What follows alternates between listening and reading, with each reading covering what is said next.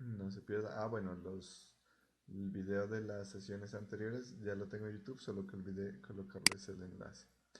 Entonces nosotros habíamos avanzado 4 semanas, pues lo que he planificado, lo que tengo estimado es en el día de hoy y mañana repasar, bueno, el día de hoy la semana uno, mañana la semana 2, el jueves de la próxima semana la semana 3 y el viernes de la próxima semana la semana 4.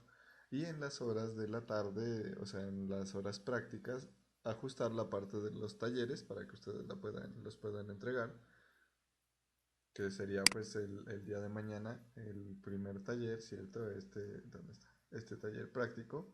Y el próximo viernes este laboratorio uno. Entonces ahí tendríamos el espacio para trabajar en esas actividades y obviamente pues con el acompañamiento necesario. Mañana también en las 2 horas de la tarde vamos a cuadrar o a verificar pues este encargo que les había hecho del correo institucional. La mayoría ya lo ha diligenciado, yo estaba revisando hace un rato, la mayoría ya lo tenía para ya hacer la asignación del curso en el Amazon Web Services. ¿Listo? Quien no lo haya hecho, pues está el enlace ahí disponible para que lo puedan editar y que me puedan agregar el correo.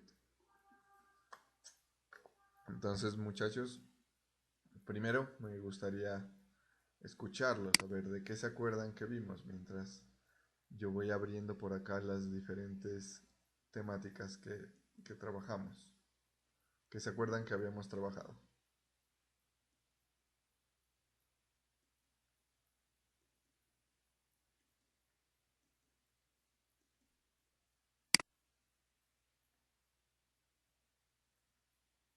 A ver, voy a abrir lo de participantes para poder mirar.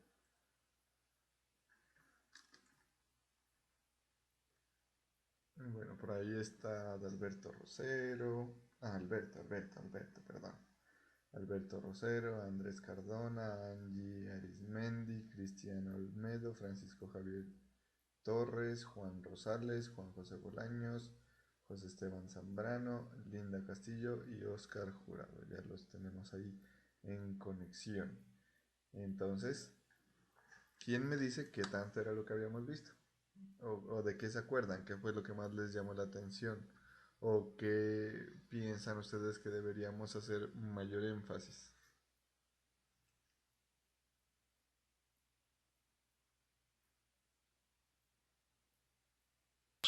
Profe, miramos bastantes conceptos, ¿sí? Desde el inicio del sistema operativo, de los más primitivos hasta servidores, profe, pero ya de ahí pasé más específico. Sí, hicimos un recorrido, ¿cierto?, de los diferentes elementos. Pues presentamos las diferentes unidades, que ya las revisamos la sesión anterior, para acordar esta forma de abordar y hicimos un recorrido por estas presentaciones. Entonces yo voy a iniciar a hacer ese recorrido haciendo un recuento, pues por acá también está la pizarra. Aquí está la pizarra con la que habíamos trabajado. Esa igual la pueden encontrar en la plataforma. Ahí. Y, eh, y también, pues lo que me habían solicitado, ¿no? Que las actividades que algunos tienen pendientes, pues se permita todavía cargarlos. Entonces yo ahorita que terminemos, habilito la plataforma para que puedan subir esas tareas.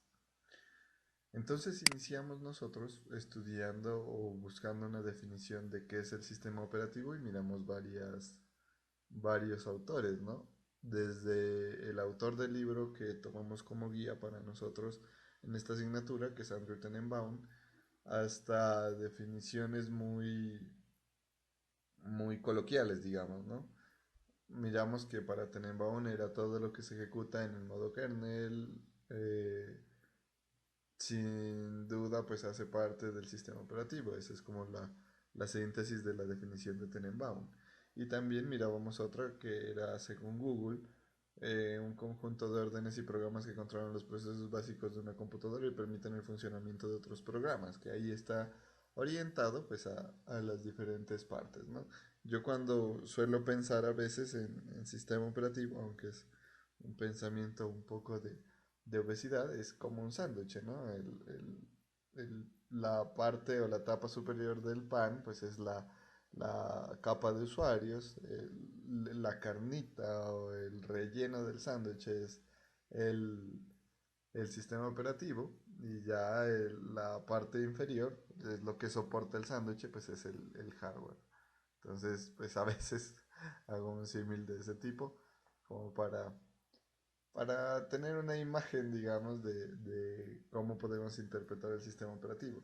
Esa definición no encaja en ninguna de las tres que vemos ahí, pero más que todo es para que nuestra mente pueda ubicarlo, ¿no? Pueda tener esa ubicación de cómo puede estar el sistema operativo. Y por acá, pues la interfaz. Aquí no recuerdo si hicimos hincapié en este de interfaz, que no solamente hace referencia a la interfaz gráfica, sino a interfaces como un elemento de interconexión o de comunicación. Y ese término nosotros lo vamos a encontrar en muchas partes de los sistemas operativos. Las interfaces de red, las interfaces de usuario, la interfaz de conexión, etcétera, etcétera, etcétera. Luego miramos el concepto de la multiplexación, que era compartir y compartíamos en el tiempo y en el espacio. Cuando hacíamos referencia al compartir en el tiempo, ¿qué recurso hablábamos que compartíamos? ¿Se acuerdan que ahí hicimos un poquito de hincapié para decir, bueno, si decimos que nos vamos a compartir el tiempo de uso de qué? ¿Qué era ese elemento que compartíamos, que se multiplexaba?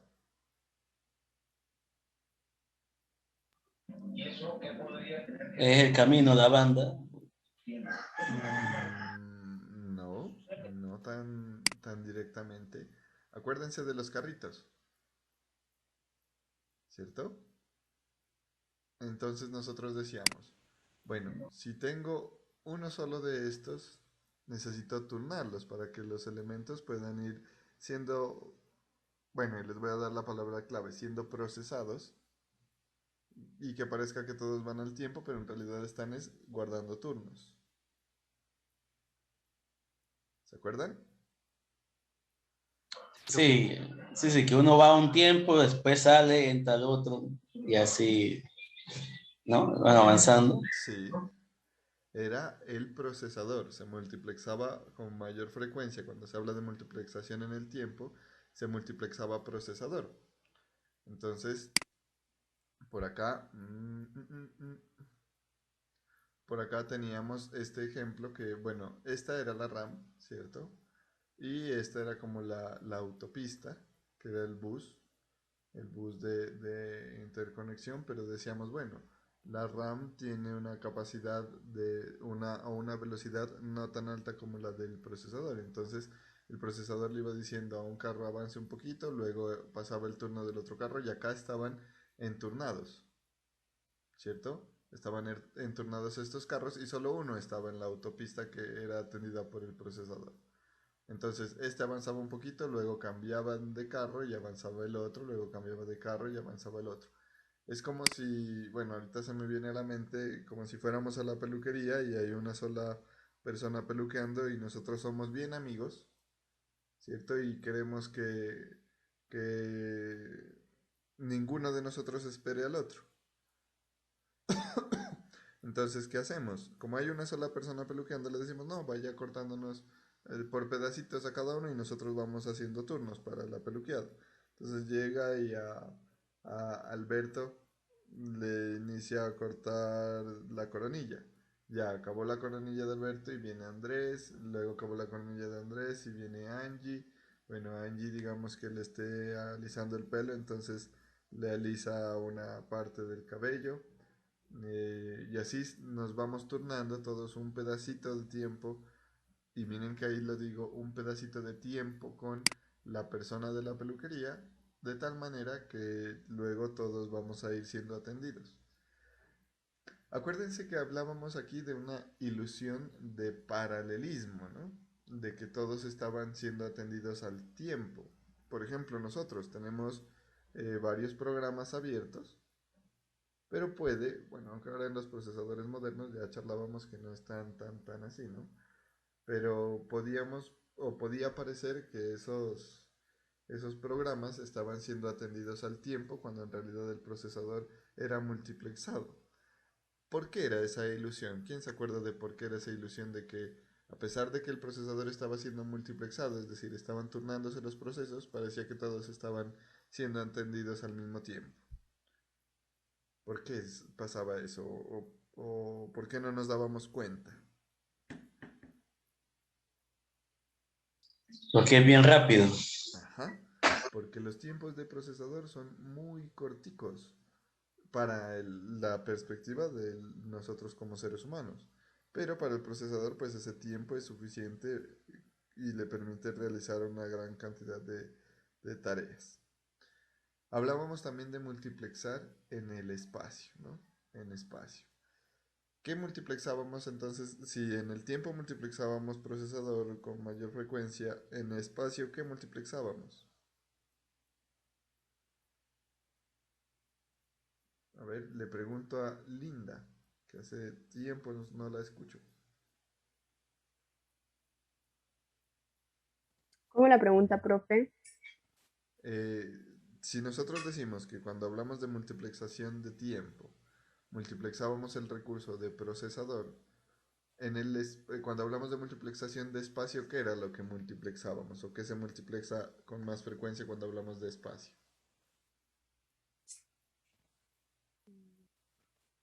Profe, serán todos los programas, los software o algo en específico. Bueno, ahí miren que las jornadas de repaso sí son bien útiles. Acuérdate, Linda, que cuando hablamos de espacio, ¿de qué será o a qué será que nos referimos? Cuando tú dices ya no tengo espacio en el computador, ¿a qué te refieres? La memoria está llena. Exacto. Entonces ahí multiplexaríamos un recurso que se llama la memoria. Con mayor frecuencia, como aquí estamos hablando de rapidez en la itinerancia en la ejecución de tareas, hablábamos de multiplexar la RAM. Y ahí decíamos que había un volcado. A ver, por acá no me acuerdo si teníamos un dibujito de eso. No lo tenemos. Decíamos que había un volcado, entonces se iba procesando, se iba cargando en RAM pedacitos de los programas. Entonces se cargaba, por ejemplo, Office, se cargaba PowerPoint y ya no alcanza Excel. Entonces se va trayendo el set de instrucciones que se necesita en ese momento de Excel y se devuelve lo que ya no se necesita. Y se iniciaba a multiplexar la memoria, el espacio en memoria. Entonces ahí recordemos que esa era la multiplexación en espacio. Hablamos de otro concepto, o bueno, de otros conceptos, que es la historia de los sistemas operativos, y la dividíamos en generaciones, que también eso iba de la mano con el hardware, ¿no? Ahí nosotros nos acordábamos de los Windows, de que algunos nos tocó con Windows Vista, con Windows XP, incluso con Windows 98, ¿no? Y mirábamos también la forma como han sido categorizados según su generación. Entonces teníamos la primera generación de los sistemas operativos que eran prácticamente, eh, digamos que no eran tan tangibles o tan visibles como hoy, ¿no? Hoy cualquier persona sabe lo que es un sistema operativo o al menos a qué se refiere. Eso se ha visto muy evidente con los celulares, ¿no? Ahora todos preguntamos qué versión de Android tienen, sin tener en cuenta de pronto las implicaciones de que esa versión de Android hace referencia a un sistema operativo. Y, por ejemplo, en esos casos de las versiones de Android, el usuario del común, digamos, o nosotros también como usuarios del común, ¿en qué nos fijamos, no? De diferencia entre los sistemas operativos, entre las versiones de los sistemas operativos. Por ejemplo, a ver, voy a estar bien preguntón, ¿verdad? Para, a ver, para Oscar Jurado, ¿qué te fijas cuando miras diferencias entre una versión de Android y otra versión más nueva de Android? Eh, Profe, pues yo me fijaría en la optimización de los recursos y también en alguna característica que lo distinga. Ya, bueno, ahí tenemos, claro, nosotros como ya estamos en esta onda, ¿no? De la tecnología, nos fijamos en cositas más propias del sistema operativo, pero pensemos de pronto en algún primo o prima que tengas. ¿Qué se fijan ellos de los sistemas operativos? Ah, no, pues ellos se fijan en que se vea bien. Ellos más que todo Exacto. lo estético. Ajá, ¿ustedes se acuerdan que hubo un tiempito que se inició a comparar el huevito de Pascua de Android, que uno entraba a la versión del kernel y le daba varios toques y aparecía un juego usualmente, ¿no? Casi siempre, sí, Oscar, ¿y vas a comentarnos algo? No, profe, se me quedó Ah, bueno. Casi siempre lo que uno hacía para mirar la diferencia entre el sistema operativo era entrar a ese y ponerse a jugar o mirar qué es lo que sucedía. Pero no eran tan trascendentales las diferencias, ¿no? Hablando pues en términos de recursos informáticos. Por ejemplo, yo me acuerdo cuando cambió el Android 4, creo que fue, al Android, sí, el Android 4 al Android 5, que ahí hubo un cambio de la forma como se desplegaban las aplicaciones, que ya no había una máquina virtual, sino que se cambió a, a ART, al Android Runtime Environment. Antes era Dalvik y luego pasó a ART, que cambió incluso la forma de organizar las aplicaciones y las compilaciones. Entonces ese era un cambio bien trascendental y las personas lo que se dieron cuenta era que ya se podía tener dos ventanas, creo que era al tiempo. Entonces ahí uno inicia a tener una perspectiva diferente y a evidenciar esa perspectiva diferente por nuestra formación. Y miren que aquí en la primera generación miramos que se habla de sistemas operativos, de la primera generación de sistemas operativos, y dice, los lenguajes de programación eran desconocidos. Pero ya se habla de una primera generación de sistemas operativos. Pero ¿cómo, profe, si no había programación? Si no había software, digámoslo entre comillas. Resulta que ahí la programación no era tan, digámoslo, tan digital, podría decirse, sino que era más bien, no, el digital no es el concepto. No era tan orientada al software, sino que era más orientada al hardware. Ahí habían las interrupciones. Ustedes, por ejemplo, han visto las direccionales en los carros o en las motos, ¿cierto? Que solitas se encienden y se apagan. En algunos casos, pues, John. Sí, o como el semáforo, o cosas por el estilo, que son autosuficientes. Eso, bueno, en el semáforo sí, no sé muy bien, pero yo pienso que hay software implícito, ¿no? Para controlar los tiempos. Pero no, ahí sí no Sí, sé cómo profe. funciona. De hecho, sí hay, profe. Eso se le conoce más que todo como accionamiento. Eso Eso, funciona de forma sistematizada. muy bien. Voy al caso de las direccionales y las luces de estacionamiento. ¿Por qué? Bueno, yo conozco un poquito, ¿no? de esa parte, pero ellas se encienden y se apagan solitas, se controlan, operan, el hardware se controla de alguna manera.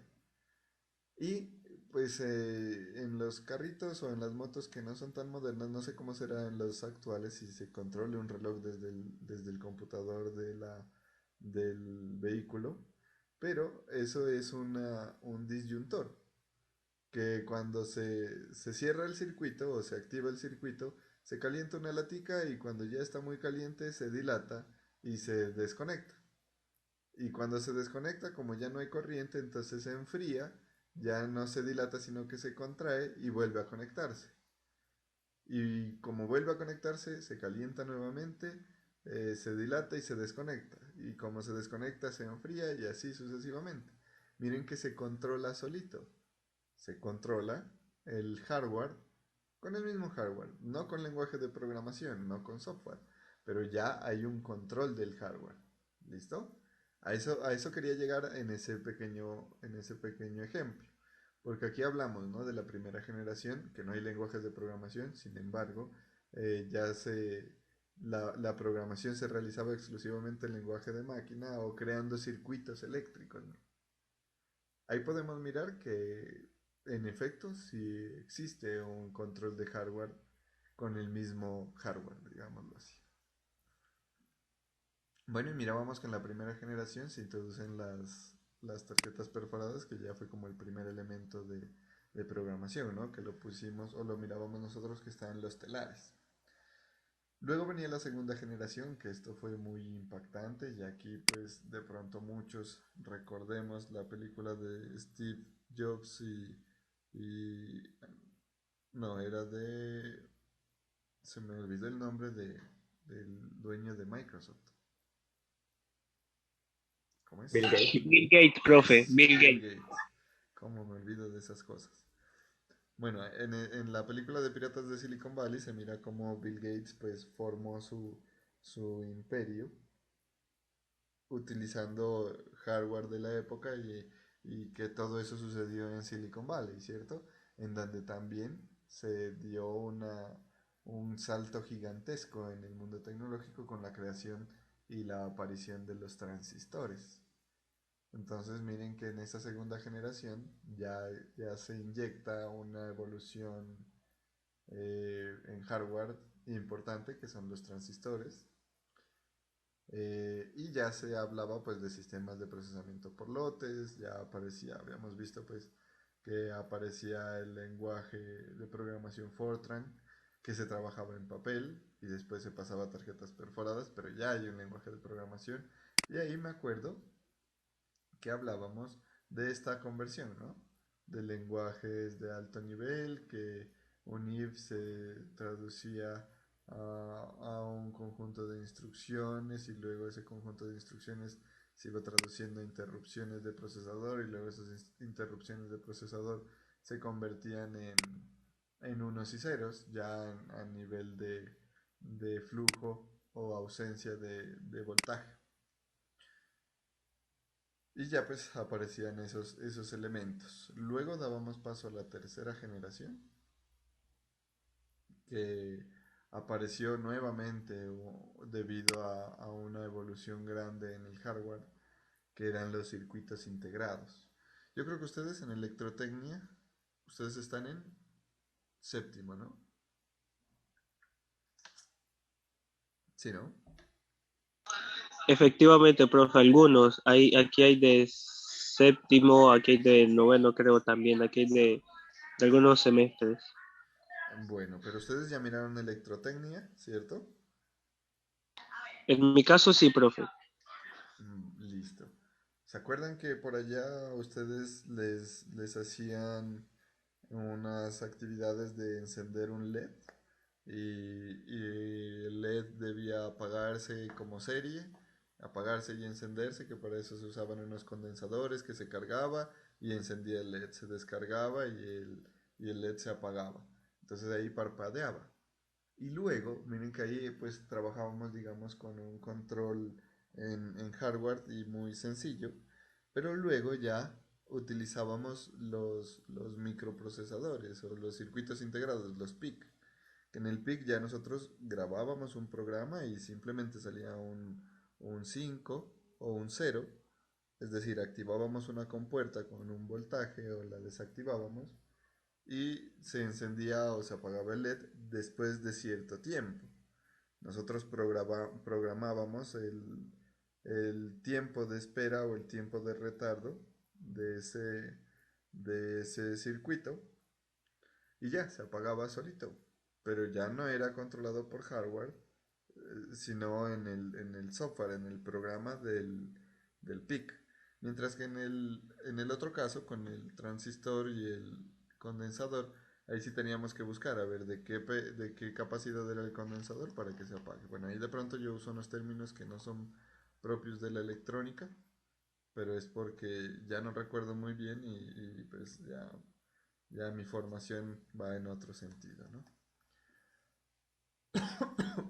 Se habla del IBM 360, que fue la primera línea importante de computadores en utilizar circuitos integrados, vienen ya con circuitos integrados, y se incluía un sistema operativo complejo, porque ahí ya se tiene que programar la máquina, ¿no? Ya se habla de que la máquina necesita software para controlar el hardware, por la misma composición de hardware, pues. Entonces, lo que les decía, ya en el PIC nosotros grabábamos código. Antes no, solo ubicábamos el transistor, el condensador adecuado y listo. Bueno, se incluye la multiprogramación para el particionamiento de memoria y también se da o aparece la capacidad para leer trabajos en tarjetas y colocarlos en disco tan pronto como se llevan al cuarto de computadores. Entonces ahí ya digamos que el paso de la tarjeta perforada al sistema operativo ya no era tan lento, ¿no? Sino que ya se, se tiene, se tiene una interpretación más rápida de las tarjetas perforadas y los elementos de programación.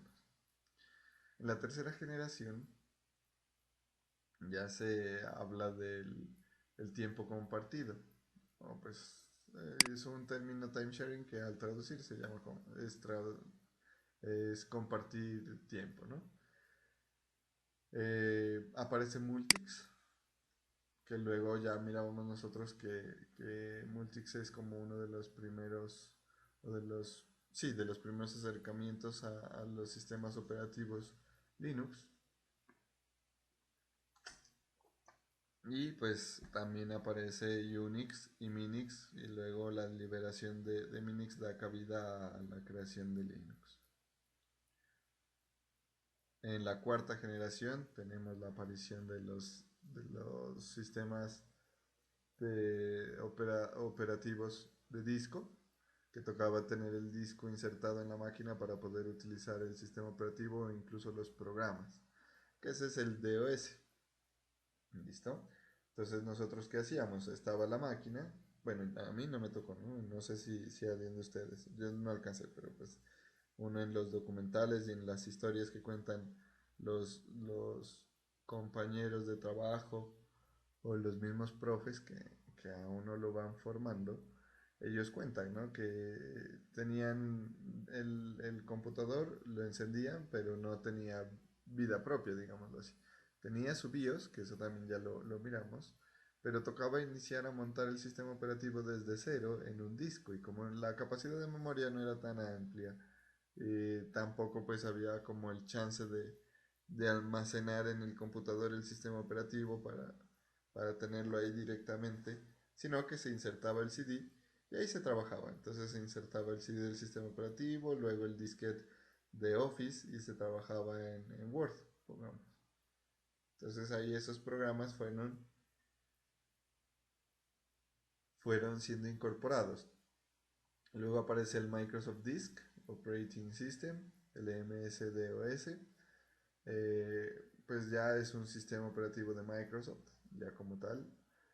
Y ahí ya pues viene la revolución de la interfaz gráfica de usuario, ¿no? Ya en esas películas que nosotros hemos visto y también en series, ahora se ha puesto como de moda, ¿no? Las series de cómo surgió la tecnología. Supongo que de pronto para educar un poco a los muchachos que nacen ya con un celular en la mano. Entonces, en esas diferentes películas nosotros nos damos cuenta que, que eso fue revolucionario, ¿no? Lo que para nosotros ahorita es normal, tener una interfaz de usuario, para esa época fue completamente nuevo y completamente innovador, porque uno ya no tenía que aprenderse los comandos para operar, sino que todo funcionaba en ventanas y con clics. Luego ya hicimos una revisión de la parte del hardware, de lo que hace partes o piezas importantes del hardware, como el procesador. Bueno, acá, después de esta generación, miren que se habla de 1980 hacia la actualidad, pero aquí en la actualidad ya podemos observar nuevas generaciones, ¿no? O nuevas, digamos, marcaciones en el tiempo, porque hemos pasado de sistemas operativos que controlan computadores, digamos, o máquinas con mayor cantidad de recursos y mayor tamaño, a sistemas operativos más reducidos que controlan máquinas pequeñas. Por ejemplo, las calculadoras o por ejemplo los teléfonos cuando todavía tenían botones físicos, que de eso también nos acordábamos en alguna clase. O por ejemplo los smartphones de ahora, que el sistema operativo de los smartphones de ahora puede que sea mucho más potente que el sistema operativo de un computador, qué sé yo, del 2000 o 2005. Incluso el hardware, ¿no? Y por acá pues ya iniciábamos a dar unas pequeñas definiciones de lo que eran las herramientas, que para nosotros prácticamente es como un formalismo, ¿no? Es como decir, bueno, de esto sí hablamos e incluimos algunos conceptos importantes de esos elementos. Por ejemplo, el procesador. Pues todos sabemos que el procesador, y aquí está entre comillas, es el cerebro del computador. Es la CPU, la unidad central de procesamiento, que obtiene las instrucciones de memoria y las ejecuta. A ver, miren, espérenme un momento, miro por acá. No, no está. Aquí no recuerdo, muchachos, pero, sin embargo, muy probablemente ustedes lo estudiaron. Resulta que la CPU tiene dos componentes. ¿Si se acuerdan cuáles son esos componentes? ¿Cómo está compuesta la CPU? Sí, por la tarjeta madre, que es la que es como el esqueleto de la CPU, y ya desenglosando las diferentes partes como es la memoria RAM, los procesadores, la pila que indica la hora y así. Bueno, ahí, claro, nosotros Profe, en nuestro contexto, ya Alberto, un momentillo. Nosotros en nuestro contexto le llamamos CPU a la cajita, ¿no? Pero cuando nos referimos en este momento a CPU, hablamos del procesador. Dime, Alberto. yo iba a decir que me acuerdo de una que es la ALU, la unidad aritmética lógica. Ajá, a esas me refiero. La unidad aritmético lógica y nos falta otra. Cierra la puerta. Profe, perdón, la, la que controla los números, profe, la aritmética. Esa es la ALU, la unidad aritmética lógica. Ah, ujú. Pero había otra, porque claro, la unidad aritmético-lógica es la que se encarga de todos los cálculos y de todas las operaciones de las compuertas, ¿no? Y nos falta unita. Aunque bueno, pues si lo descomponemos, eso tiene una cantidad de partes, ¿no? Sí, claro, es que eso es lo que estaba como tratando de pensar, porque también hay unidades de control y memoria caché, Ajá. también kernel, entonces la CPU tiene varias partes, entonces no sabría cuáles serían las dos en específica que busca. Eh, sí, bueno, nosotros decíamos, tú dijiste prácticamente las que son, ¿no?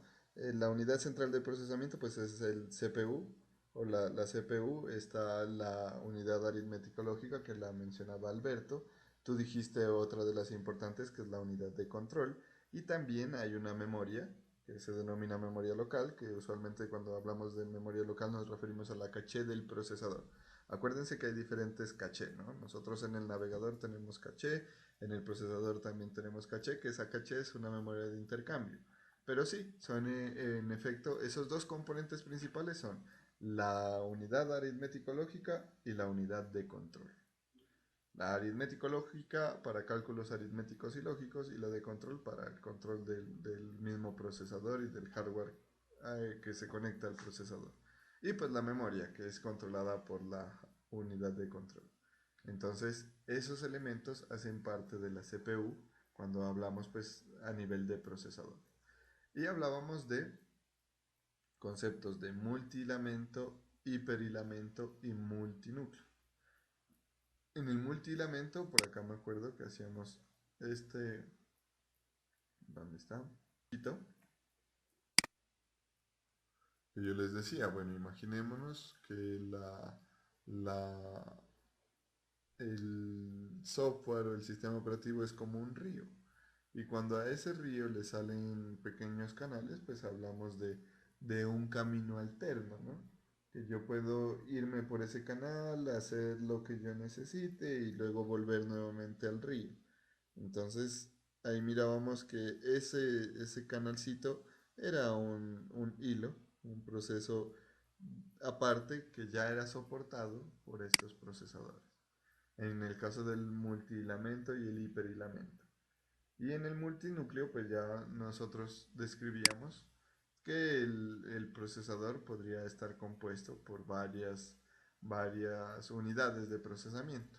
Ah, miren, acá está el dibujito del río, de eso sí me acuerdo, es un ejemplo que yo lo hago con mucha frecuencia cuando intento hablar de esto. Y por acá mirábamos el multinúcleo. Entonces, si bien el procesador, cuando tiene una sola unidad de procesamiento, un solo núcleo, puede tener multilamento, también decíamos, un procesador puede tener varios núcleos. Incluso cada núcleo pues, puede tener varios hilos. Entonces de eso hablábamos en esa clase y mirábamos las ventajas de tener varios núcleos y varios hilos. Porque aquí decíamos, bueno, imaginémonos que la RAM es como una autopista que puede almacenar varios elementos o varios carriles, pero cada vez el carril se va volviendo más estrecho por la memoria y la velocidad se debe ir aumentando. Entonces pasamos de la RAM, que puede almacenar muchos vehículos, a una velocidad moderada.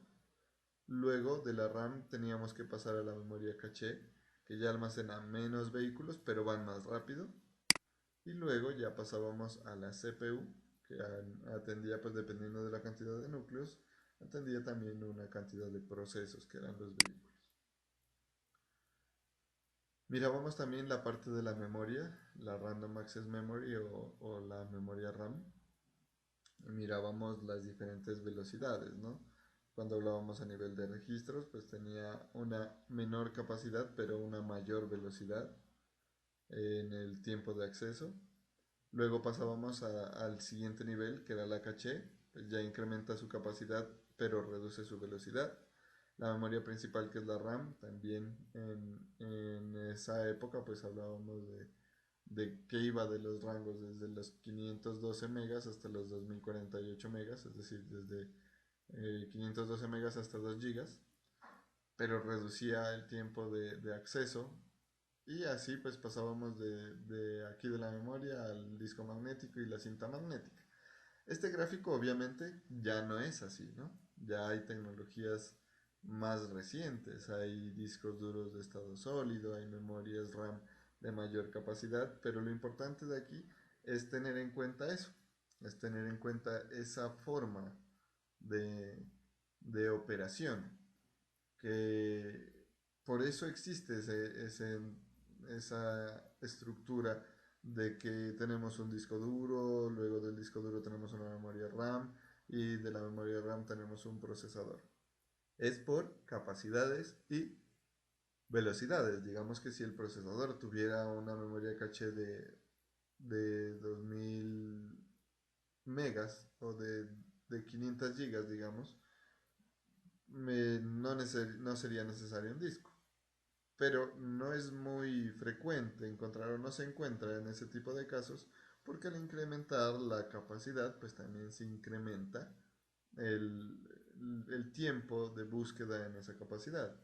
digamos que no es lo mismo que nosotros estando en una habitación nos digan en una habitación de nuestra casa, nos digan barra la habitación o recorra toda la habitación, a que estando en un polideportivo nos digan barra el poli o recorre el poli. En el poli hay mayor capacidad para atender público, en la habitación no tanto.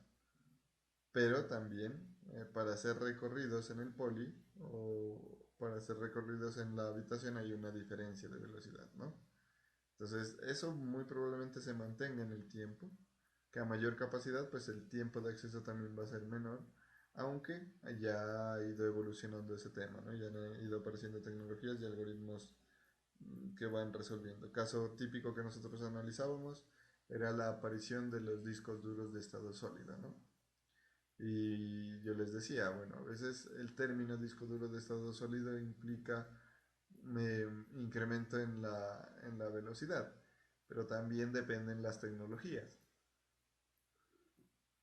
Puede que hayan discos duros de estado sólido más rápidos o menos rápidos que otros. Eso mirábamos aquí en cuanto a la parte de la memoria y miramos algunas foticos pues de esos elementos que han sido un poquito viejos y los que son actuales.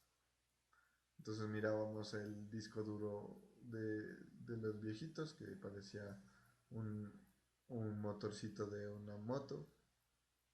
Luego los que ya tenemos, incluso estos elementos son decorativos ahora, ¿no? Estos discos. Yo tengo uno en la sala de mi casa ahí para decorar una repisita que tengo.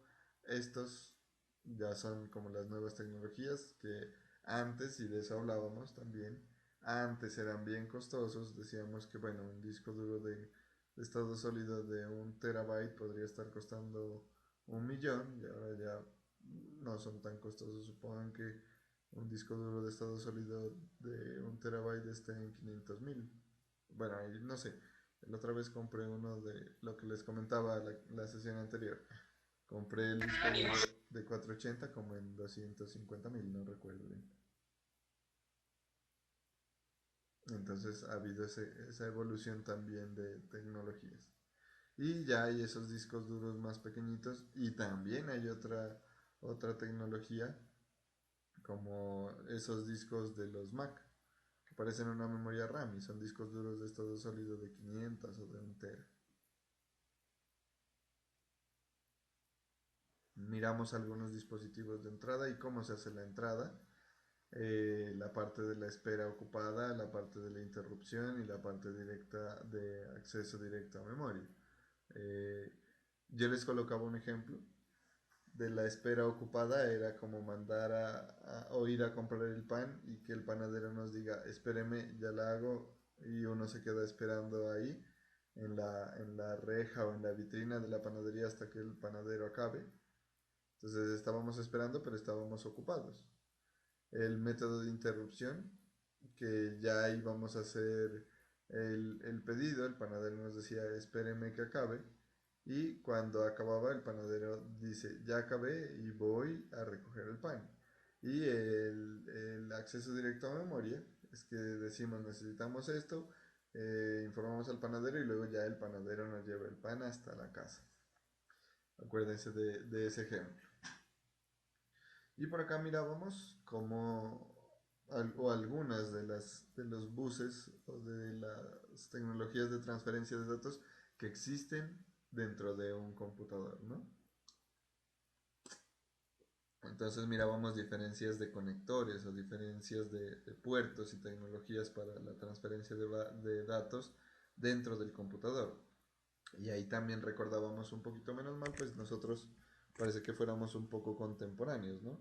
No somos ni tan viejos ni tan jóvenes y nuestra diferencia de edad no es tan alta al parecer, porque ahí yo me acuerdo que hablábamos de que antes habían unas correas grises para conectar las unidades de disco duro o las unidades las unidades de CD, unas correas grises con un poco de cablecitos. que ustedes decían, sí, profe, yo también la conocí. Y esas también eran utilizadas en electrotecnia o en microprocesadores para organizar los circuitos, me acuerdo. Nosotros las utilizábamos para eso. Que esos eran el bus de tipo IDE. Pero ya de pronto también ustedes han trabajado más con el conector SATA y por acá mirábamos otros conectores de otras tecnologías que ya van interactuando entre diferentes elementos y mirábamos por ejemplo la CPU hace intercambio con la caché de segundo nivel a través de un bus de caché. Existe también intercambio de información con un puente PCI a través de un bus denominado bus local y con la memoria RAM a través de un bus de memoria. Y eso, ¿cómo lo vemos nosotros? Si no son correas ni nada de eso, pero ya están grabados en la tarjeta, en la board. Entonces allá cuando nosotros conectamos la memoria RAM, nosotros lo que hacemos es colocarla en un socket y ese socket ya lanza todas las pistas sobre la RAM y ese es el bus. Y ahí mirábamos varios tipos de conectores, ¿no? Está el conector ID, está el conector ISA, estaba la tarjeta de sonido, la tarjeta de red, los adaptadores para el monitor, la ranura PCI, y los USB, por ejemplo, que sirven para conectar ratón y teclado. Y analizábamos esta interacción, ¿no? Que el ratón y el mouse, perdón, el mouse y el teclado hacían una interacción rápida, por ejemplo, con el procesador, cosa diferente de la tarjeta de sonido, que muy probablemente pasa por un intérprete, que en este caso es el puente ISA, y luego ya se conecta con la CPU. Lo mismo el módem, lo mismo la impresora. Entonces eso lo analizábamos también. Y mirábamos algo, unos aspectos bien interesantes que era de la BIOS. Ahí nos detuvimos un poco también, hablamos de los cambios en las BIOS, que antes era la BIOS ME y ahora son las, ¿cómo eran? ¿Cómo se llaman las? Con U creo que es.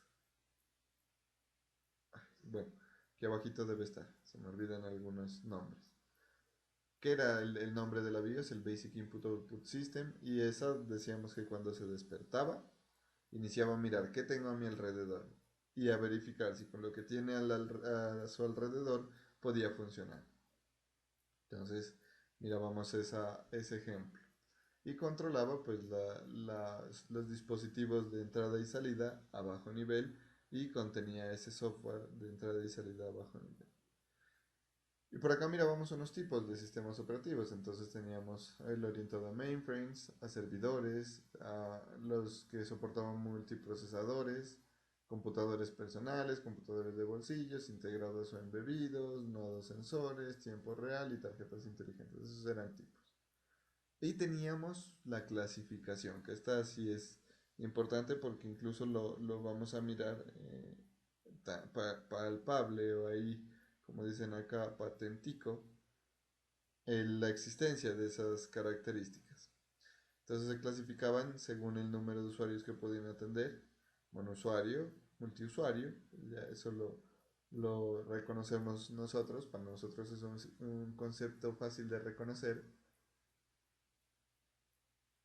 por la cantidad de tareas que podía desarrollar, multitareas o monotarea, y por el tipo de servicio, servicios de red o servicios distribuidos o servicios local. Bueno, miramos la parte de las llamadas al sistema. Mirábamos que habían llamadas para escritura, para lectura, para abrir y cerrar, usualmente a archivos, y se traducían en esos 4 comandos. Todo se hace con esos 4 o esas 4 operaciones, se hace todo. Con todo se hace, perdón, con esas 4 se hace todo.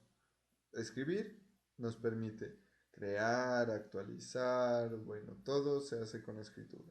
Para visualizar también con read y es necesario abrir y cerrar conexiones o archivos o elementos. Entonces teníamos esas 4 llamadas al sistema o las llamadas al sistema para esos 4 casos. También mirábamos las estructuras de los sistemas operativos. Entonces, un sistema operativo monolítico, decíamos que es todo sistema que se ejecuta como un solo programa en modo kernel, y que cada procedimiento en el sistema tiene la libertad de llamar a cualquier otro proceso. Eso lo mirábamos también en la parte práctica, en el administrador de tareas y también en el software de administración de procesos de Microsoft, un software adicional que nosotros utilizamos.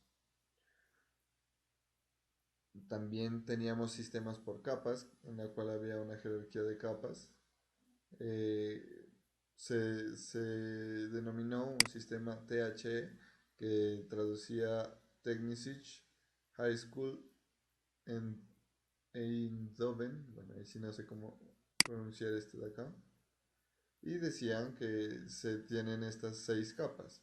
La capa 0, que es la de asignación de proceso y multiprogramación. La capa 1 de administración de memoria y tambor. Bueno, el tambor, administración de memoria, hace referencia a la memoria principal, y el tambor a la memoria secundaria. Eh, la comunicación entre el operador y el proceso, la administración de dispositivos de entrada y salida, la gestión de los programas del usuario, y luego ya viene el usuario, que es el que aquí se denomina como el operador. Mirábamos también que existen microkernels, modelos cliente-servidor. Ahí decíamos que habían las terminales tontas, exokernels, y ese era todo lo que vimos en esa primera jornada, en esa primera presentación, ¿no? Entonces de ahí, no sé si ustedes miren que le vamos a hacer un recuento de algo. Si ustedes dicen, profe, eso lo pasamos rapidísimo y a mí no me quedó claro algo.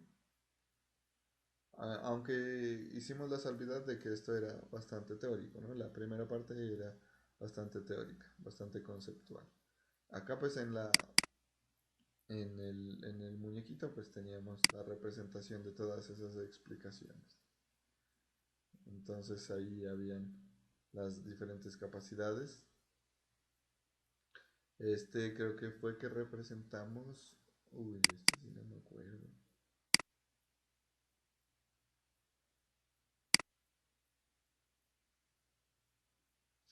No me acuerdo, creo que era como el sistema operativo controla al hardware. Ah, ya me acuerdo que era este. Este era del driver, ¿no? Que acá teníamos el software del sistema operativo, que igual el driver controlaba unos componentes de ese hardware. Ese fue lo que hablamos aquí. Porque el sistema operativo se comunica con el driver y el driver ya controla el hardware. Eso era. Acá está en entrada y salida. No recuerdo el input y salida. Hijo de puchas, no me acuerdo bien.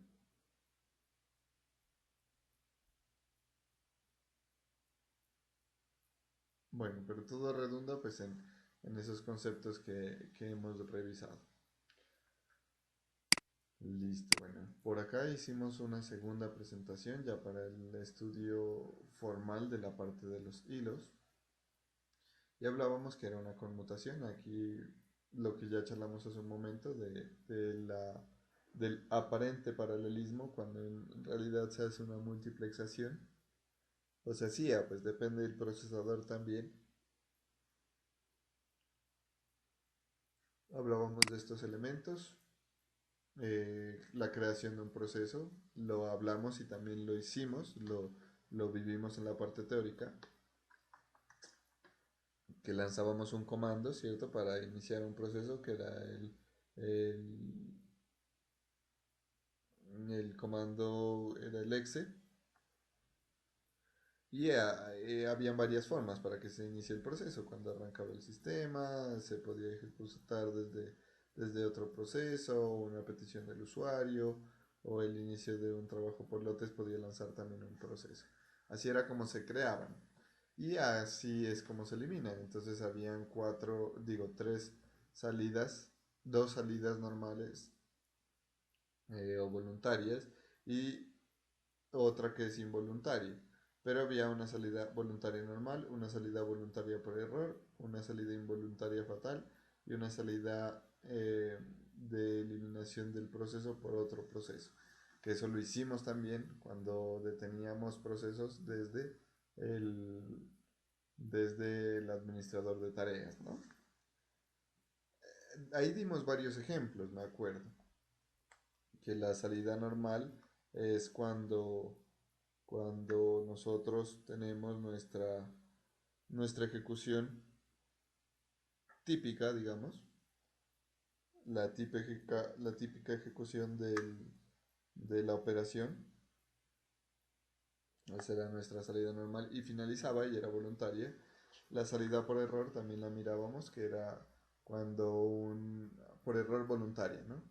Cuando se producía un error y desea finalizar ese proceso, pero nosotros controlábamos. Y ahí les traía a colación esos términos o esos elementos que se estudian en programación, que era el control de errores, el try y el catch, que nosotros controlábamos el error y decíamos hay que finalizar el proceso, pero de manera voluntaria. El error fatal o involuntario es que no se controló el problema y se tuvo que cerrar porque falló. Y el eliminado por otro proceso es que se decidió finalizarlo por X o Y razón desde otro lado. Creo que hicimos ejemplos, ¿no? Bueno, ahorita se me viene a la mente, por ejemplo, en el caso de los vuelos, de los aviones. Entonces, la finalización de un proceso de vuelo con una salida normal sería que se hace el viaje de manera exitosa de un lado A a un lado B. La salida por un error, pero voluntaria, puede ser que en pleno vuelo se descubre que alguno de los sistemas no está funcionando correctamente y se regresa al aeropuerto.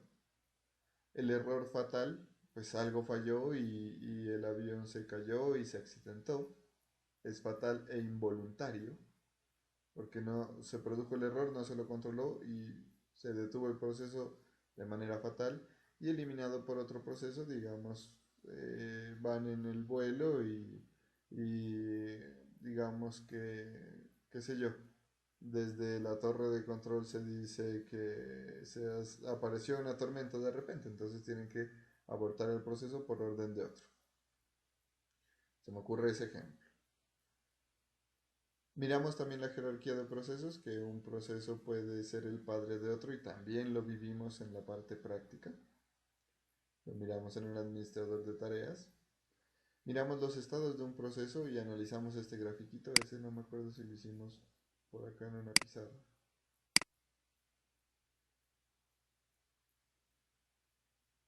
No, creo que lo dibujamos sobre la pantalla, ¿no? Entonces mirábamos estos tres estados en ejecución, listo y bloqueado. Y de cuál se podía pasar a cuál. Resulta que de bloqueado no se podía pasar directo en ejecución, sino que tocaba pasar de bloqueado a listo y de listo ya a ejecución. Y de ejecución podría pasar a bloqueado o de ejecución podría pasar a listo. Eso lo mirábamos también. ¿Y qué era? ¿Qué es un proceso en ejecución? ¿Qué es un proceso listo? ¿Y qué es un proceso bloqueado? ¿Cuáles son los datos o los elementos que tiene un proceso para la administración de procesos? ¿Cuáles son los datos que tiene un proceso en la administración de memoria y cuáles son los datos que tiene un proceso en la administración de archivos? Estos los vimos también en la parte práctica, que mirábamos por allá las propiedades de un archivo, las propiedades de un proceso en ejecución, que lo mirábamos. Estos ya, acuérdense que por allá nosotros hacíamos la comparativa, a ver qué datos me muestra el administrador de tareas y qué datos me muestra el Process Explorer sobre uno de los procesos que están en ejecución. Incluso el Process Explorer me mostraba más procesos que los que me mostraba el administrador de tareas. Eso lo estudiábamos, la parte de los hilos también lo explicamos, que habían hilos principales. Bueno, este muñequito también lo hicimos. Y hablamos del multilamento, que ya lo teníamos hace un momentico. Posterior a ello iniciamos a hacer como unas pruebas, ¿no?, de los procesos críticos en los sistemas operativos. Entonces hablábamos aquí de cuál es el proceso system y mirábamos allá en el Process Explorer que el system tenía el PID. ¿Se acuerdan qué era el PID? ¿Qué era el PID? No me acuerdo la verdad. ¿Alguien lo recuerda? No, profe, tampoco yo. Profe, no Que te sé si estoy mostraba mal, las pero opciones no del era como un sistema, identificador. identificado algo así. Eso. Tanto Linda como Francisco, creo que fue, dijeron lo que era. El PID era un identificador, un numerito que se le asignaba al proceso y ese numerito era secuencial. Y se acuerdan que ahí analizábamos, profe, pero si usted dice que es secuencial, ¿por qué en este proceso que acabé de abrir hay un número menor a otro que ya estaba? Entonces esas secuencias se iban liberando. Y acuérdense por allá que el system tenía el process ID más pequeñito, porque era prácticamente el proceso padre de todos, el proceso abuelo o tatarabuelo, mejor dicho. El sistema es el principal proceso del sistema operativo, en ese caso de Windows, ¿no? Ahí mirábamos estos otros que eran bastante críticos, bastante trascendentales. No me acuerdo si alcanzamos a finalizarlo porque yo estaba, creo que estaba preparando una máquina virtual y estaba finalizando esos procesos. Estábamos deteniéndolos a ver qué pasaba y dábamos una descripción, porque esto es parte del laboratorio. Y luego hicimos la instalación de Process Explorer. Algo que les comentaba en la sesión anterior era que pues ya haciendo esa parte del Amazon Web Services, los compañeros que no tienen Windows, había un compañero que tiene Mac y creo que había otro de los compañeros que tenía Linux. Entonces no tenían chance de probar el Process Explorer, pero ya con la parte de Amazon ya lo vamos a poder implementar, ya lo vamos a poder trabajar. De pronto sí se les dificultó un poco hacer el laboratorio. Igual me decían que hay algunos de los compañeros que no han tenido chance, puedo que haya sido por algo de ese tipo.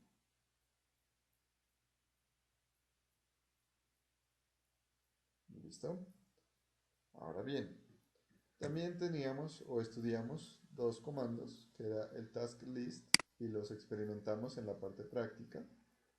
Y mirábamos cómo utilizarlos, que este me presentaba prácticamente una lista de tareas, traduce task list, lista de tareas, y esa lista de tareas me ayudaba a mí a visualizar los procesos en diferentes formas y en diferentes niveles de detalle. Entonces aquí tenemos la combinación de para qué servía y miramos cómo acceder a la ayuda, del mismo sistema operativo, que nos da una descripción de para qué sirven los comandos. Y mirábamos también el comando task kill, que hicimos básicamente un ejercicio muy similar y lo pusimos en práctica y de ahí dejamos un laboratorio. ¿Están aburridos hasta ahorita, muchachos? ¿O si está siendo bueno este recuento? No,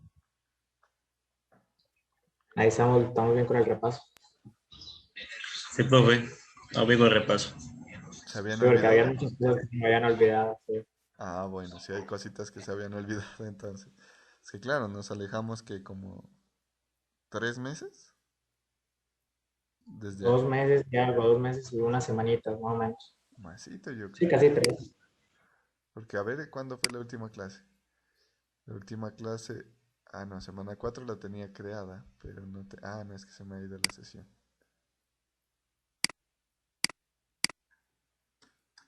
A ver, miremos cuándo tuvimos la última clase.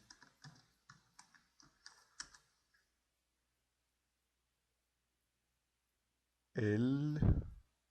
En abril tuvimos la última clase, muchachos. 30 de abril, 4 meses, casi 5. Claro, con razón. Con razón que hay cosas que se han olvidado. No, ya, eso es un semestre completo. Sí. Tremendas vacaciones, hermano. Por eso es que luego van a otro semestre y les dicen, ¿esto lo miraron? No, no lo miramos. Y van a ver y sí lo habían visto. Y hacen llamar la atención al profe que les dictó la materia. No, mentiras. Bueno, por acá pues continuando con el repaso, esta presentación es cortica, ya casi acabamos. Nos faltan esta y otras dos citas. Mirábamos cómo es la administración de memoria, ¿no? Entonces mirábamos que en principio la memoria es una abstracción. Los archivos son una abstracción, ¿no? las carpetas son una abstracción. Entonces, decíamos que la abstracción más simple de la memoria es ninguna abstracción y ahí discutíamos un poquito sobre esa afirmación. Porque es una forma de representar. Y ahí recordábamos que cuando estábamos en primeros semestres o bueno, entre primero y tercero, ese concepto de abstracción fue muy bien apropiado por ustedes, porque prácticamente que en la programación es donde más se usa y lo mismo en la ingeniería de software, se usa mucho esa actividad de abstraer. Entonces decíamos que en realidad los archivos o la memoria es una forma de representar los datos. Entonces, otra de las afirmaciones que tenemos ahí es que cada programa veía simplemente la memoria física, es decir, miraba unos y ceros, miraba puntos magnetizados y puntos sin ser magnetizados. Que luego la abstracción de memoria y de archivos permitió eh, ejecutar o permitió simplificar ese proceso. En la última viñeta miramos que dice, no obstante, aún, uy, ahí me falta una tilde, aún sin abstracción de memoria es posible ejecutar varios programas al mismo tiempo, pasando la memoria a un archivo en disco. Entonces, es otras formas de operación. En cuanto a la memoria, pues acá decíamos que era, ¿cierto? Decíamos que las aplicaciones podían estar en memoria al mismo tiempo, ya usando la abstracción. Habían espacios de direcciones que lo visualizamos también en nuestro disco y en nuestros archivos, ¿no? Que mirábamos allá que el archivo pesaba tanto por ciento cuando lo mirábamos en la descripción del explorador de Windows. Y luego, ya al mirar las propiedades, mirábamos que había un espacio utilizado y un espacio total. Que ahí en ese pedacito que había de diferencia, yo les decía, ahí es donde se guarda la información del archivo. Ahí es donde están los espacios de direcciones. ¿Para qué? Para que un proceso pueda direccionar ese archivo y ubicarlo. Y además los metadatos del archivo. Que la última modificación, que cuál es el usuario propietario, que de qué tipo es, que qué programa lo abre. Todos esos datos se almacenaban en ese pedacito. También lo hicimos en la parte práctica, ¿no? Bueno, en el intercambio dice los procesos muchas veces son más grandes que la memoria, consiste en llevar a cabo cada proceso completo a memoria, ejecutarlo durante cierto tiempo y después regresarlo al disco. Eso mirábamos que también hacía la multiplexación como un proceso pues, de administración. Y aquí retomábamos ese concepto de multiplexación en el espacio o del espacio que se multiplexa el recurso de la memoria. Entonces, como lo dice ahí, y eso yo me acuerdo que cuando estaba en el colegio, en mi casa compraron el primer computador y pues digamos que en esa época no eran tan potentes las características de un computador, pues al menos de un computador asequible. Y creo que era un programa del gobierno. Un computador para todos, ¿cómo que era? Computador para todos.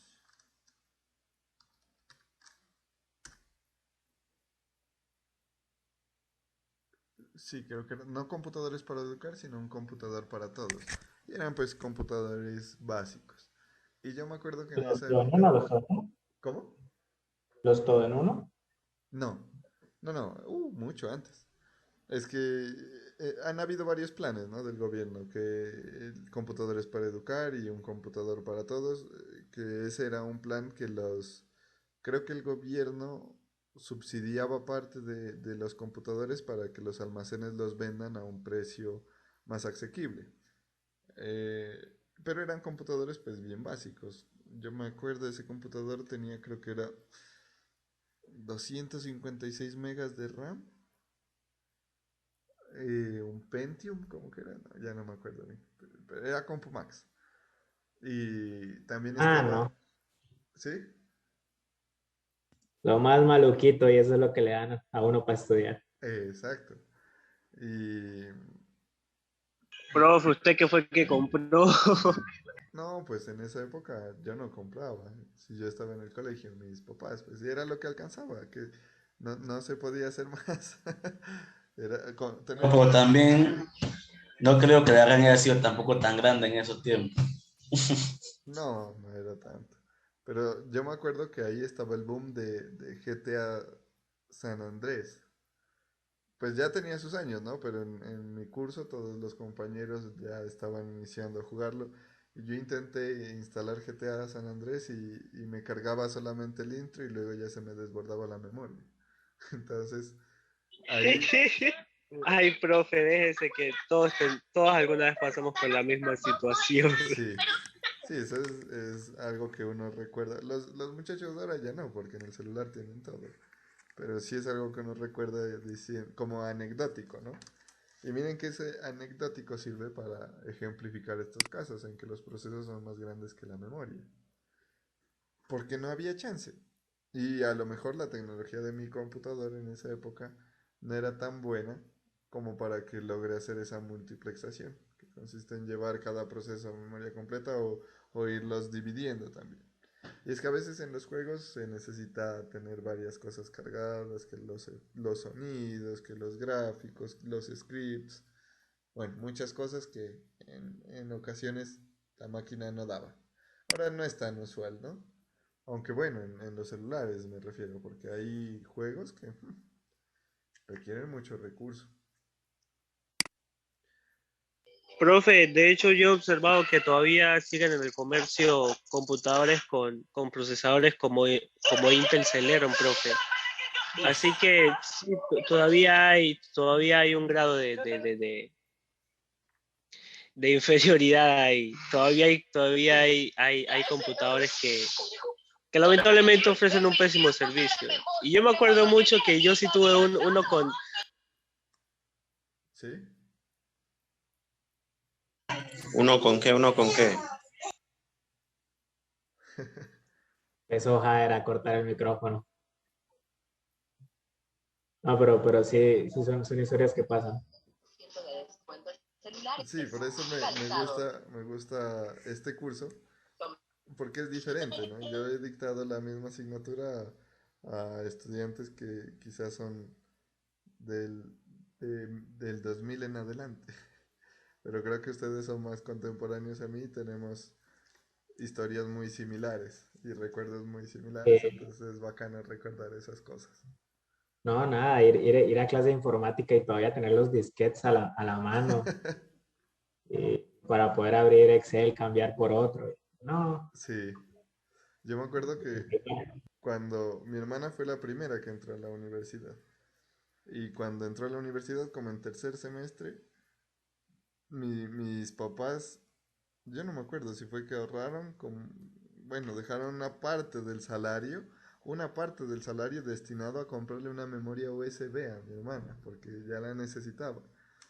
Y me acuerdo que la memoria USB era como de 512 megas o K, no me acuerdo, y eran carísimas. Y ahí tocaba pues, ahí alcanzaba todo, hasta juegos alcanzaban. Y ahora toca con teras y no, miren cómo tengo yo el disco. Está en ok, rojo. sí, sí, uno parece chiste. Yo justamente Ya está en rojo ya. le estaba diciendo a un compañero que me escribió exactamente eso. Yo tengo 1500 gigas, 1.5 teras en el computador y se me llena esa vuelta. Sí, es muy extraño, ¿no? Y eso es como normal, entre uno más recursos tiene, más recursos usa.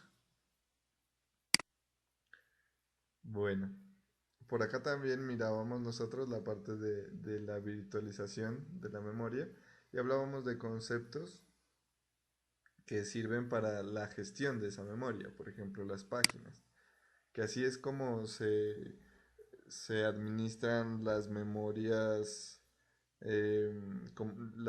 flash, digamos, de tipo flash, o sea, las USB, y también los discos duros de estado sólido. Se trabaja con algo que se llama la paginación. porque no es como en los mecánicos, que se tenían los sectores, las pistas, los discos, sino que aquí ya hay que idear una forma de organizarlas o de dividir, sectorizar la memoria, y pues ese método se ha denominado paginación, el cual divide sectores de memoria equivalentes, y cuando uno va a buscar es como la Tierra, digamos. Si nosotros viviéramos, bueno, en Tumaco es como raro, ¿no? Las direcciones. Sin embargo, se reconoce lo que son las cuadras, pero cuando uno sale, digamos, al mar, es más difícil ubicarse. Uno no tiene una cuadra o un cuadrante o un al lado de. Profe, porque acá las direcciones no son como llega a la calle tal, así no. Usted le dicen cerca de tal lugar. O sea, hay Exacto. lugares que son más reconocidos y te dicen cerca de tal lugar o directamente Del un Parque lugar que Colón se o del conoce. Parque San Judas. Exacto, pero no como dirección, no. Porque aquí hay mucha gente que ni siquiera se conoce el nombre de todas las calles. Ujú. No, en todo Así que lado sucede eso. aquí en la calle Caldas no. Usted le dicen calle Caldas y no llega. Solo los que viven ahí. Pero bueno, a lo que voy es al símil, ¿no? Nosotros, por ejemplo, en el disco normal, en el disco mecánico, digamos que es como si estuviéramos en una ciudad que está sectorizado. Entonces, en una ciudad que tiene sus cuadras, sus calles, sus carreras, podemos decir, me ubico en tal parte y ahí voy a encontrar lo que necesito. Pero si cambiamos el panorama y decimos estamos en una hacienda o estamos en el mar, al lado de qué me ubico, o cuál es la calle, o cuál es la carrera. Entonces ahí ya se debe utilizar una paginación o mejor dicho, una estructura diferente que La para... geolocalización no es ¿Cómo? en el mar, geolocalización o por millas náuticas, Bueno, según el tiempo. ahí me corchas. Yo, yo lo pensaría, ajá, con los meridianos y los paralelos, ¿no? Para ubicarse. Con geolocalización, pues sería en últimas latitud y longitud. Entonces, aunque pues hay casos de casos, ¿no? Ustedes puede que digan, no, mi abuelito, él se ubicaba con la forma de las aguas, o bueno, porque hay, pues ya Las la, estrellas. ¿cómo? Cuando decían que se ubicaban por las estrellas, y yo, ¿qué? Eso. Porque Aunque hay bueno, gente que ha hecho eso, que con las estrellas, y yo nunca entendí eso. claro, la parte de las estrellas sí tiene una orientación más geoespacial, ¿no? Pero hay gente que se va al mar y puede navegar y llega a los sitios como intuitivamente, porque se aprende el camino. Sí, profe, vea, yo por lo menos en mi caso yo tengo amigos que andan en el mar de noche y ellos siempre dicen que por lo menos cuando van a X o Y lugar, siempre tratan de ubicarse por la parte de la peña, se ubican derechito con la peña y desde ese lugar ya como que tratan de ubicarse y no sé ellos cómo miran en la noche, profe, porque yo he ido hacia lugares y se ubican y al fin y al cabo uno termina llegando a donde va, pero la verdad es que no, y se ubican sin un geolocalizador, sin un navegador, sin nada, profe, y dicen que nada más van, se ubican derechito con la peña del morro, y ahí desde ese lugar se ubican y dicen derecha, de centro, y ahí llega a cualquier lugar que vayan, llegan, profe. Sí, sí, esa es como la experiencia. Entonces, miren que acá en la memoria, algunas veces es como tener un mar y no sabemos cómo ubicarnos. Entonces, para poder ubicarnos, se utilizan estrategias como eh, el manejo de espacios de direcciones o la paginación, pues que es en esencia lo mismo, ¿no? Entonces miren que ahí también podemos hacer un símil para apropiar estos conceptos. Bueno, eso en cuanto a la memoria. También trabajamos con la estructura de los archivos, también en toda esa parte, y esto lo vimos en la parte práctica, de cómo se organizan, de qué elementos existen, los archivos regulares, directorios y los archivos espaciales de bloques.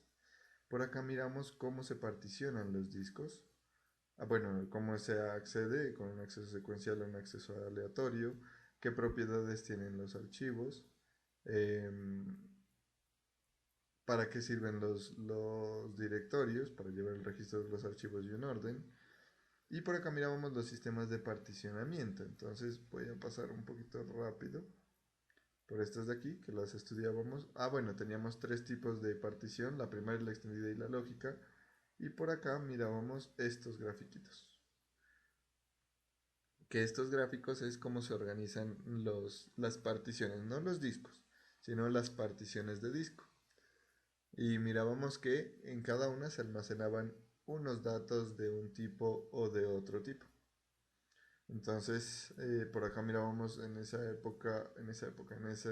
semanas hablábamos de que, por ejemplo, aquí se guarda información del arranque, aquí queda reservado. En otras particiones se tiene, en otro tipo de particiones, por ejemplo, no lo tengo aquí. En esta. Se tienen dos áreas de datos para que si falla una se tenga la otra disponible o no se dañen todos los datos del mismo sector de la partición. Se tenía información de montaje según el tipo de particionamiento. Entonces miren que este era el FAT y este el NTFS de Windows, y por acá teníamos el particionamiento de los archivos en Linux. Entonces esta era la forma, que acá se divide como en varios grupos de bloques y cada grupo de bloque tenía estas propiedades, ¿no? Eso lo mirábamos y también lo vimos, hicimos particiones, lo vimos en vivo y en directo. Y aquí pues algunas características de cómo se organizan y cómo se componen esos particionamientos. Bueno, acá está la pizarrita de la parte de la RAM. La fragmentación, creo que la hablamos por aquí. Y el acceso. Esta era la parte de la paginación, el acceso aleatorio, de la organización. Entonces, en esas primeras semanas, en la semana 1, miramos todos esos elementos, y el día de mañana pues vamos a hacer un repaso de la semana 2. ¿Listo? Yo quería repasar para llevar como un orden. Miren que tenemos 2 semanas de repaso. Entonces, jueves semana 1, viernes semana 2, próxima semana jueves semana 3, viernes semana 4. Y ya pues en las jornadas de la tarde ir haciendo esa asesoría para la resolución de los talleres. Entonces, muchachos, por hoy pienso que hemos avanzado bastante en esa tarea de repaso. Si tienen alguna duda, pues bienvenida sea para resolverla. Si no, pues podemos dejar hasta aquí. Profe, yo tengo una pregunta. Los viernes en la tarde solo vamos a hacer lo que es talleres y eso. De esta semana de repaso. Sí, y en las otras. En las otras ya vamos a hacer cosas prácticas. Incluso los días, o sea, en la mañana muy probablemente incluyamos elementos de la práctica para demostrar conceptos teóricos. Ya, o sea, lo que pasa es que la verdad, yo me encuentro trabajando y el día viernes se me hace un poco difícil conectarme, pero podría en la noche mirar los videos. Entonces, de igual manera, pues pensaba que era que los talleres se iban a realizar solo el viernes en la tarde. Bueno, o sea, es probable que sí los hagamos el viernes en la tarde, pero no quiere decir que se deban entregar en clase, ¿no? Hay un tiempo de entrega. Igual yo grabo las sesiones. Ya, eso era lo que quería saber. Sí, porque la verdad pues estaba pensando en eso, a ver si tocaba renunciar al trabajo o qué. No te preocupes. Yo sé que a veces es necesario un ingreso en casa, entonces no te preocupes por esa parte. Y si hacemos de pronto una evaluación, pues ahí miramos cómo se nos ajuste mejor a todos, ¿no? Porque las evaluaciones sí de pronto son en el tiempo que dure la clase, pero lo importante es que Claro, no nos afecte. Listo, profe, sí, señor. Muchas gracias. Vale, con mucho gusto. Bueno, ¿alguien más tiene alguna pregunta, inquietud, sugerencia, recomendación? No, igual como por si acaso recordar el hecho de que todas estas diapositivas y lo que hemos visto están subidos allá la plataforma, entonces sería bueno ir repasando las diapositivas con usted también. Listo. Sí. Mañana vamos a ir con el repaso y pues seguir donde la dejamos. Sí, yo voy a crear también una pestañita aquí después de la semana 4, voy a crear una pestañita 5 que va a ser recuento. No la voy a colocar como semana, sino recuento, y ahí les voy a colocar tanto el video del acuerdo, el acta y todo eso, y los videos de estos 4 días. ¿Alguien más tenía algo que decir? Por ahí lo escuché.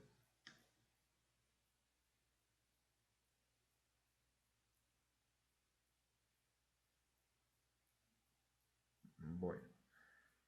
Listo, muchachos, entonces por hoy los dejo descansar.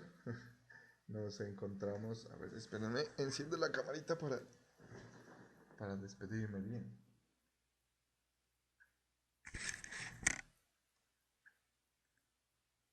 Eso.